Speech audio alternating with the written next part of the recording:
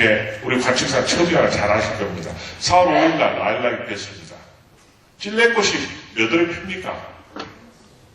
찔레꽃이 바로 5월 말 6월 달에 피는 게 찔레꽃입니다. 5월 4일 날은 그렇게 제가 서울 시내에서 운전을 하다 찔레꽃 피는 걸 봤습니다. 꽃들이 얼마나 혼란스럽게.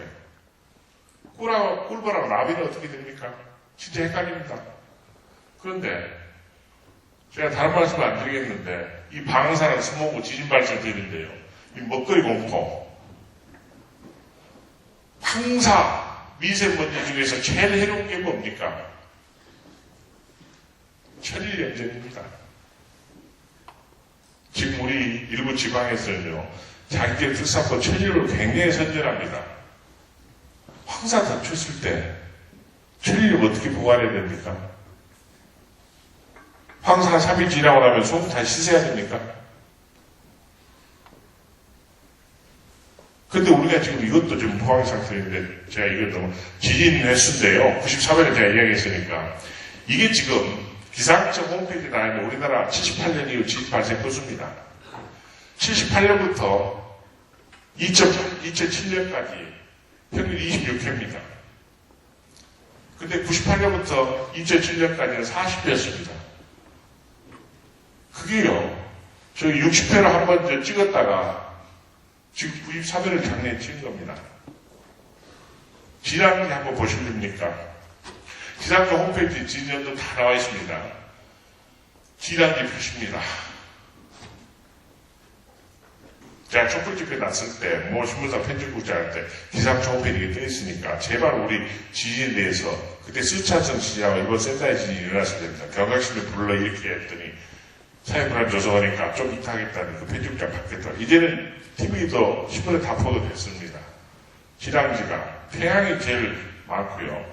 충북, 전북, 경북, 적경지 지랑지가 많습니다. 그런데 이게 더 문제가 뭐냐면 작년에는 백령도, 그리고 군산, 보령 쪽에가 집중가 됐습니다.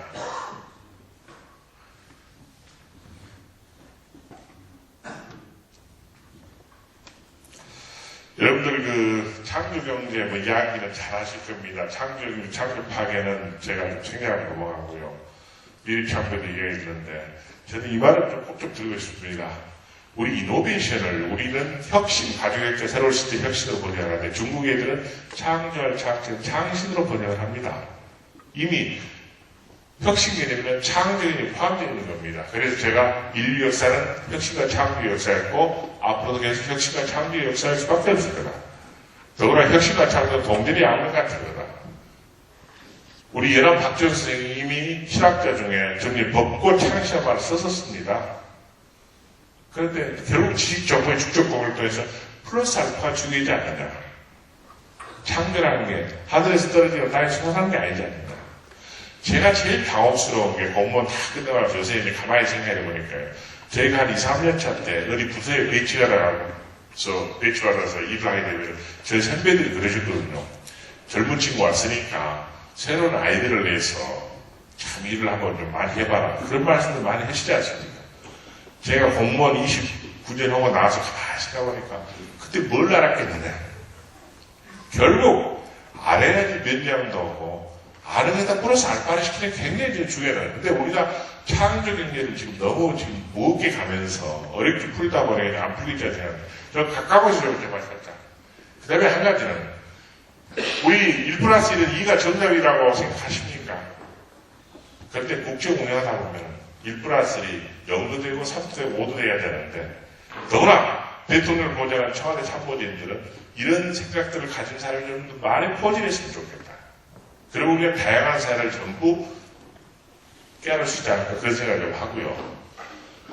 일하는 방식 관행 변화. 전에는 그랬습니다. 우리 청장 게시판은 제가 제일 어려웠던 것 중에 하나가 그때 한참 일하는 한 5, 6년 차 공무원 됐을 때 저희 선배들이 그런 말씀을 드리고 누구를 칭찬하면서 그 친구를 보니까 항상 밤 11시, 12시까지 책상에 앉아 있더라. 참 그 일 잘하더라. 일 열심히 하면 잘하더라 그랬어요. 근데 저는 가만히 지켜보면 좀 어렵다는 생각이 드는 게 디지털 시대는 그게 맞았다고 생각합니다. 아날로그 시대는. 근데 디지털 시대로 접어들면서는 그게 아니지 않습니까? 다른 뭐의 정보 교류, 일 끝내놓고 반대 정보들이 얼마나 중요해요. 그 사람마다 또 일체되는 분야가 다르고 능력도 다르지 않습니까? 그런데 아무튼 우리가 획일적인 기준으로 안 했으면 좋겠다는 말씀을 드리고요. 빅데이터 이야기는 생략을 하겠습니다. 혁신과 창조가 제일 완전 단계적으로 했으면 좋겠다. 우리는 항상 모든 걸 처음부터까지 다 하려면 스텝 바이 스텝으로 하는 게 얼마나 좋을까. 융합이라는 게 결국 섞고 빼고 합치고 나누고 스토리를 덧붙여라. 우리 여러분들 그 생생정보통이라든지 달인이라든지 그 프로그램 보다 보면은 맛집도 소개를 굉장히 많이 합니다. 그 대박맛집 소개할 때 카메라 들이대면 뭐라 합니까? 주인 사장들이 이것만 안 보이던 숨기는 부분이 있습니다. 저는 그 프로를 볼 때마다 저걸 찾아내면서 그 사장, 그 주인이 얼마나 많은 땀과 노력을 기울였을까. 저는 그게 자기만 노하라고 생각합니다. 그런 게 정말 얼마나 많습니까? 찐빵, 씨앗호떡들, 대박친이 많습니다. 그런데요, 저는 비빔밥을 예를 드는데, 우리 비빔밥이 저도 찾아보니까 굉장히 오래된 음식인 줄 알았는데, 그렇지 않습니다. 19세기 생긴 음식입니다. 우리 밥과 반찬들 섞으면 밥이 되지 않습니까? 좀 밍밍하죠. 거기다 뭘 섞었습니까? 참기름, 고추장, 치는 게 플러스 알파라고 생각합니다. 우리 짬뽕 좋아하시죠? 짬뽕이 원료가 뭡니까? 일본 나가사키 짬뽕입니다. 일본 나가사키 짬뽕이 19세기 말에 나가사키에 가서 일하던 중국인 유학생들 또 근로자들이 배가 고프니까 중국 음식 좀 찾아가지고 식재료 남은 거 다 좋아해서 그냥 끓인 겁니다. 거기다가 면 넣어서 먹은 게 나가사키 짬뽕의 원조예요. 대한민국에 건너면서 어떻게 바뀌었습니까? 고춧가루 확 풀어버렸지 않습니까? 결국 그 고춧가루가 플러스 알파고 우리 모든 일에서 기업하시는 분이나 우리 공무원이나 마찬가지로 그 플러스 알파를 찾아내는 게 저는 과제라고 창조라고 생각합니다. 우리 볶음밥요. 고기를 구워먹든 탕을 끓여 먹든 간에 마지막에 뭐 먹습니까?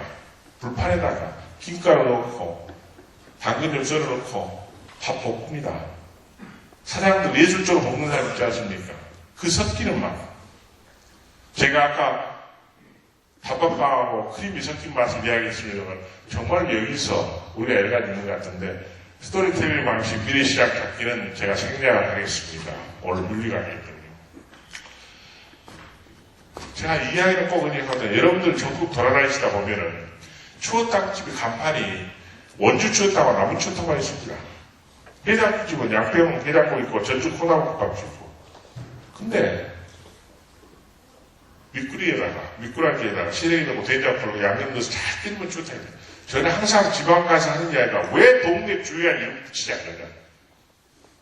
맛의 차이가 있다 원주나 남원 추어탕이 필요합니다. 우리 대전 성심당, 이성당 그거 잘하실 겁니다. 제가 생각하는데요. 요 막걸리 이야기 좀 하겠습니다. 막걸리 사람이 한참 붐을 일으켜서 주축하는데 왜 그렇습니까? 전국적 유통망을 장악하고 있는 데가 약간 보증기가 늘려가면서 70% 장악하기 때문에 막걸리 사람이 시들합니다. 그래서 저는 정말 동네어도 막걸리가 일본 사케같이 좀 잘됐으면 좋겠는데 우리 결국은 막걸리 보증기한이 4일에서 5일밖에 안 되니까 냉장 시설도 잘 안 갖추고 차도 없으니까 좀 한계가 있는 겁니다. 여러분 혹시 울금, 강황 이야기 들어보셨습니까? 울금, 강황 카레 원료. 옛날 선덕여왕이라는 드라마에 나왔던 카레 원료.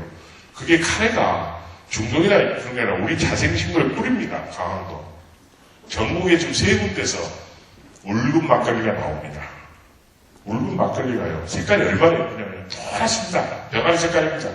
저는 그래서 울금 막걸리를 막 대했을 때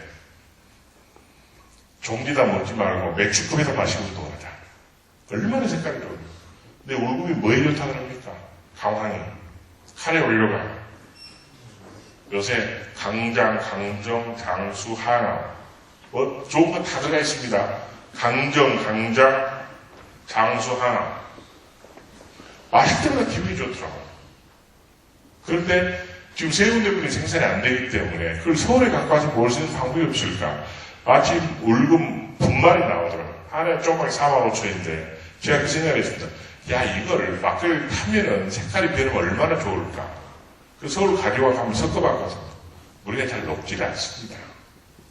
그때 영농조합, 요새 영농조합 이름도 이상하죠. 영농조합이 좋아할 거 아닌데, 그 다리농협조합에서 그 생산하는데 제가 분명히 이야기를 전하라고 했습니다. 막걸리 녹으면 얼마나 좋겠느냐. 서울에서 무슨 술에 타먹는 거 이상으로 마실 때마다 강정, 강장, 항암, 장수.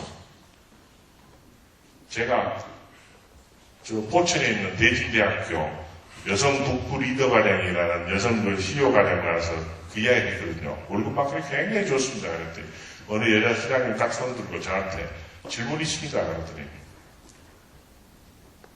율무 막걸리 드셔보셨습니까? 그래서 제가 뭐라고 답변했는지 아십니까? 율무 막걸리요. 율무가 참 좋죠. 여성 미용에 참 좋다고 합니다. 피부에도 좋다고 합니다.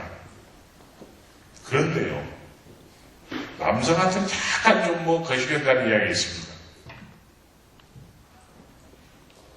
먹을 때마다 기분이 별로 좋지 않을 것 같습니다. 강정이 아니고 강정을 해치는 거랍니다. 그게 저는 스토리텔링 기법이라고 생각합니다. 막걸리 하나에도 우리가 여러 가지 지역생활 하나에도 여러 가지 이야기를 붙일 수 있습니다. 히든 챔피언은 여러분 잘 아시기 때문에 제가 생략을 하겠습니다. 하나 힘이 축하한 이야기를 드렸고요.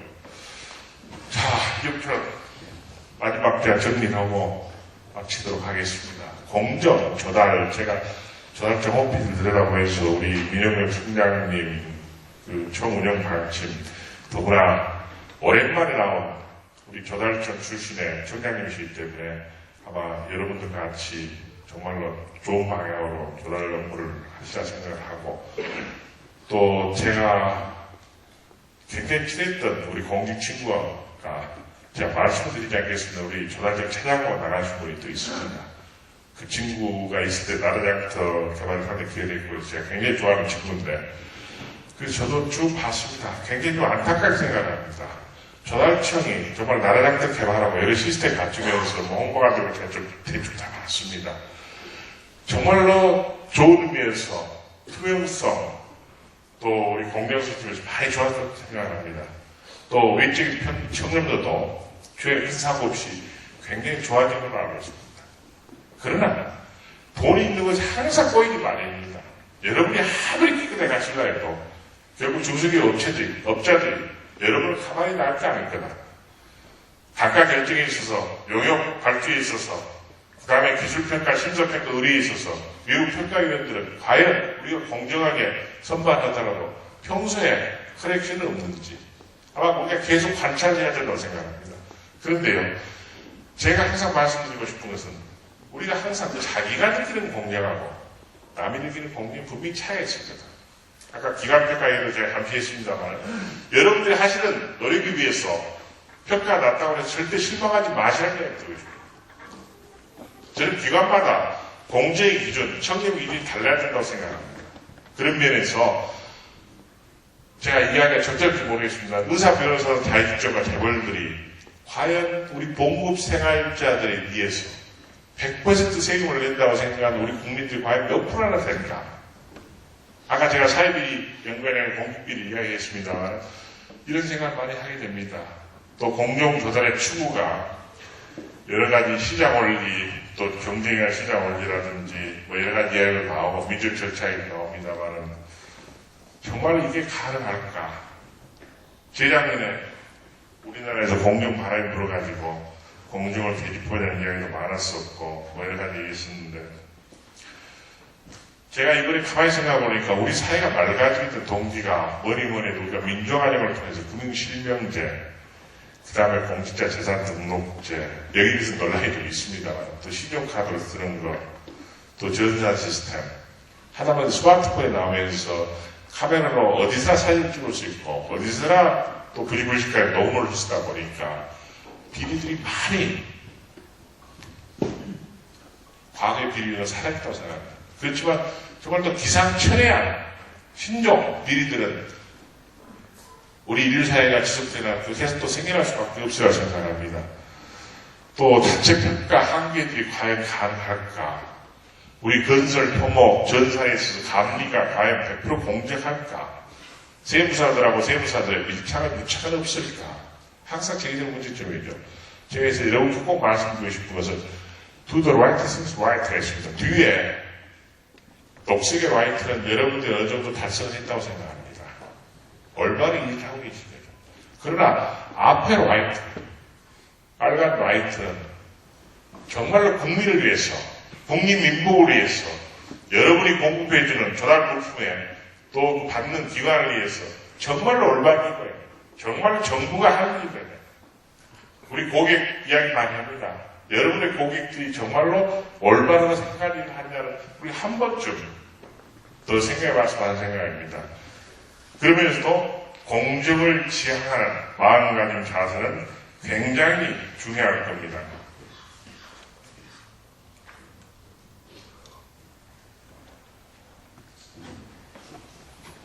아까도 말했습니다만 해수부 아무래도 요새 더 많이 그러니까 해수부 국세청 과거에 장관하고 청장 하셨던 분들 해수부 계획했다 하셨고 국세청 계획했다 하셨는데 지금까지 이런 게 있을까?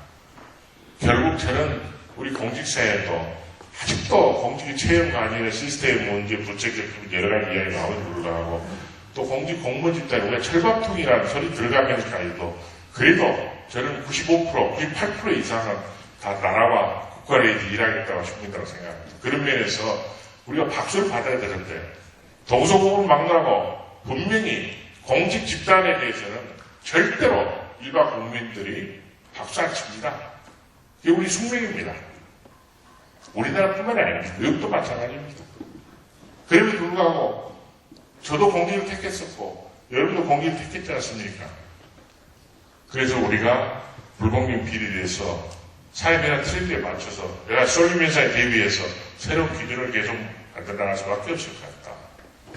아까도 말씀드렸다시피 여러 시스템이 정비되면서 기린 청년들은 굉장히 상승했다고 생각합니다. 그러나 아까 앞에 라이트 싱스 같이 정말로 공정화 효율적 조달 낙찰의 이름입니다. 혹시 과거에 우리가 중소기품 제품 양성하기 위해서 저도 기뻐서 나올 때 압니다. 중소기품 제품 조달 들어다 보니까 품질이 확 떨어졌던 걸 경험합니다.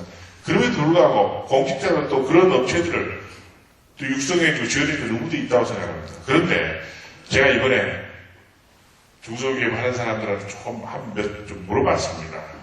조달청 가서 말씀을 좀 드려야 되는데 요새 조달하는 게 어쩌냐 그랬더니 저가락처 기술심사들로 소위 뒷번째 업체들이 각기 치고 들어온다. 그게 우리가 전자입찰의 한계일 수도 있을 겁니다. 물론 그 사람들이 비전한 뒷번째 업체가 진짜 알짜 외계 업체일 수도 있습니다. 그러나 그런 여론들이 있다는 말씀을 여러분들이 주셨고 한 가지는 아까 동사무소 직원처럼 제가 항의했더니 신청사항 접수라는 식으로 우리 법대로 규정대로 하면 절대로 안 걸리지 않습니다. 제가 듣기로는 우리 우수협을 등록하고 나서 어떤 규격이 있으면 그 규격을 좀 더 늘려가지고 신청을 했을 경우에는 그게 여러 가지 이야기를 들어요. 또 층간소음에서 건축업자들은 그 센티를 18cm, 21cm 늘리는 과정에서 그 새로운 특허를 받은 제품이 있음에도 불구하고 LH공에서 인정을 안 하더라. 조달차하고 관련된 문제는 아닙니다만 우수제품 규격 변경이 시 처음부터 다시 시험 의뢰를 하고 그 절차를 밟게 하더라. 그 사람들 입장에서는 우수제품이 3년인가 보장된다죠. 그런 과정의 시간은 다 가버리더라. 유사 제품들도 뛰쳐나오더라. 그래서 여러분 다 잘하고 계시는데 제가 걱정스러운 마음에서 정말 한번 그런 면까지도 헤아렸으면 좋겠다는 바람에서 이런 말씀 드립니다. 결국 형평과 기획은도 효율의 가치를 어떻게 추구할 거냐. 아까 제가 국민의 눈높이를 맞추지 못하고 국민의 마음을 미리 헤아리지 못하면 이제는 우리 공직이 설탕이 없다는 말씀 드렸는데 세상이 굉장히 빨리 바뀌고 있습니다. 스마트 시대 하면서도 이게 불과 3년 만에 스마트 시대라는 말이 생경하게 들렸습니다. 그런데 지금은 이게 완전히 못돼 스마트 하다 보니 성급해서 스마트 KR에서 해서 제가 깜짝 놀랐습니다. 그 로고가 스마트 KR이더라고요. 성급 문제들. 그래도 불구하고 스마트 시대에 걸맞는 우리 국민의 기대수는 굉장히 우리가 생각한 이상으로 높은 것 같다. 결국 거기에 맞춰서 우리 공직자들은 결국 일할 수밖에 없지 않나 그런 말씀을 드립니다. 제 이야기는 여기까지 마치고 혹시 제가 말씀드린 것 중에서 좀 말이 안 되는 이야기가 있는 것 같다. 혹시 또 다른 질문사항이 있으면 한번만 제가 이야기 듣겠습니다.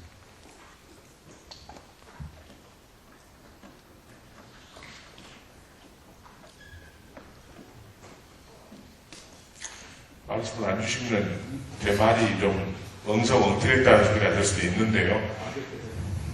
아무튼 우리 민혁일 청장님이 한 우리 조달청 우리 공무원들께 공직을 제가 좀 일찍 떠난 사람 입장에서 더 밖에서 나가 있는 사람 입장에서 제가 좀 하고 싶은 이야기를 좀 드리고 싶었습니다. 아마 여러분들 요즘 세월호 사건을 다큐면서 굉장히 억울하신 분도 있을 겁니다. 저도 마찬가지입니다. 그럼에도 불구하고 우리가 터놓고 어디 가서 우리 공직자가 그렇지 않다. 우리라는 말을 못합니다. 더구나 전과례후 이야기가 나올 때마다 저는 더 당혹스럽습니다. 그렇지 않은 사람도 있다는 것을 제가 누차 강조했는데 도배금으로 다 실려갑니다. 그러나 이럴 때는 우리가 말이 없을 수밖에 없습니다. 또 공직하시다가 조심조심할 수밖에 없으라는 게 이번 세월호 사건 교훈을 통해서 우리가 얻을 수 있는 것 같습니다. 우리 조달청에 계시는 여러 우리 공무원들께서 우리 조달 업무, 공정 조달을 위해서 또 대한민국 발전에 위해서 앞으로도 묵묵히 정말 소임을 다하실 걸로 믿습니다. 여러분들 건승하시고 또 100세까지 건강하시기 바랍니다. 고맙습니다.